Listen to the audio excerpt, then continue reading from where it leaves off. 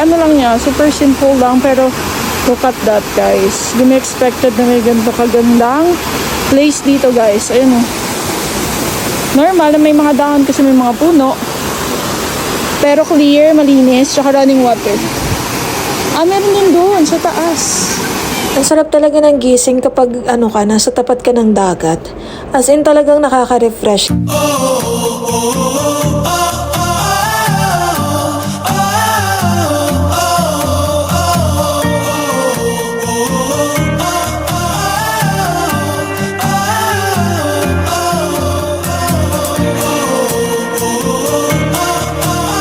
First stopover natin ay dito sa ating kainan. Madalas dito ang mga riders, guys, kumakain. So, meron tayo dito kay Mang Romis, Paris, and Mami. So, kakain muna tayo, guys, before tayo pumunta sa ating destination. Dito lang yan malapit sa bago mag-Boso-Boso. So, kasama natin, guys, ang ating Lucky Viajeros rider team. So, ayan, habang kumakain sila, guys, nagsiset-up na rin ako ng mga gagamitin nating camera sa ating biyahe. So, let's go!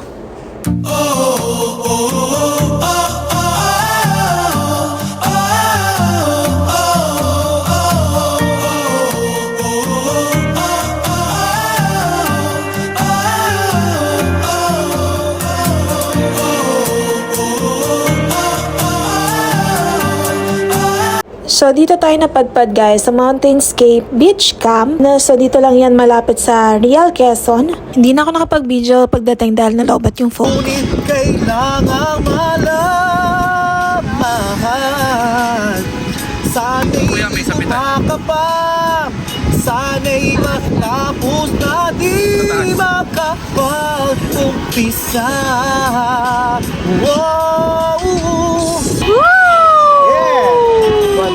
Good morning, guys! So, hindi na ako nakapag-video or nakapag-record kagabi kasi nalobat. Ang sarap talaga ng gising kapag nasa tapat ka ng dagat. As in talagang nakaka-refresh. Dito kami kagabi, pumesto. Nandito yung mga tent. Dito kami kumain, nag-session, everything. Since mainit na, guys, lumipat kami dito. Sila pala, lumipat sila. Si super init. So, ito yung mga kasama natin ng rides. Ayan, ang ating Lucky Viajeros Rider Group. Okay, so ito, guys, yung place na pinuntahan natin. So, meron pang ginagawang cottage. Entrance for adult is 50 pesos and for children is 30 pesos. So, nag-tent pitching kami dito, guys. Nasa mga 400 pesos lang yan. Isa sa mga nagustuhan ko dito is tahimik, malinis, mabait si kuya na nag-assist sa amin at may sariling space for lutuan. Nagpapahiram din sila ng mga lutuan, utensils, at kung may mga kulang kayo, guys, na mga rekado o kaya may bibilin kayo, meron silang tindahan sa labas na malapit lang din. Meron din silang banana boat, 100 per head, and island hopping, 500 pesos. Maganda yung mga design yan kasi yung mga iba, parang plain lang na kuya, onting design lang. Tsaka wala tayong erase magnet na ganito yung design. Oo. Unique yan. Wala ka lang sa widget. Ang galing. Ganda. Saan? Yan ang tuyo. Ganda. Puso mo Ganda. lalagay dito. Magkano yan, kuya? 150 lang po. Pangalan pa lang. Ma'am, libre sulat na po yun. Kahit po, Hindi, ang gusto ko pwedeng kasi, lagyan di niyo ba, po ng Infanta, pangalan. Quezon. Tapos, Ganda, ito yung Adi. pangalan namin dito. Tapos yung address, tas phone number, tas favorite color. Basta magkakasya.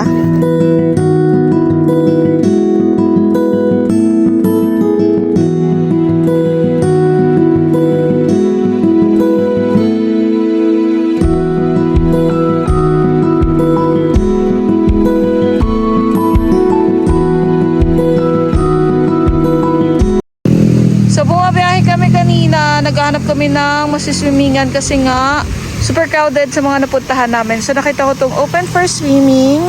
Then ito yung may kita ninyo sa loob, guys. Check natin. Super liblib lang niya, hindi siya masyadong kilala pang place.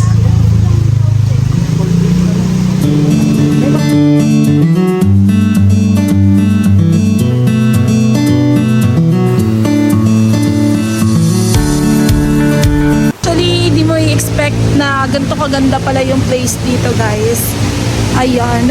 Later, ipapakita ko sa inyo kung anong itsura. Super ma-amaze kayo at talagang marerelax kayo dito, guys. Okay?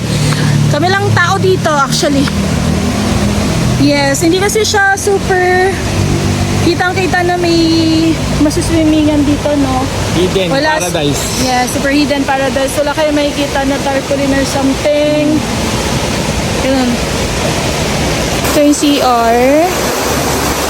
Then, wow, parang maganda, guys. Wow.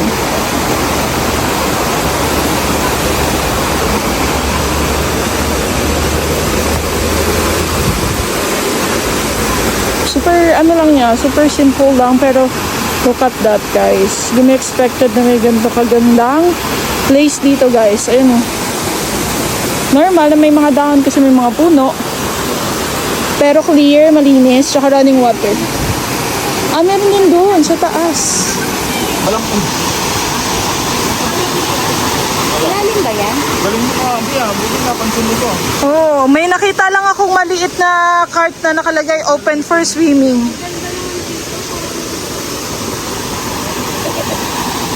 Malalim ba ito? Huwag naman, te. Mamaya na lang, sila na lang, te.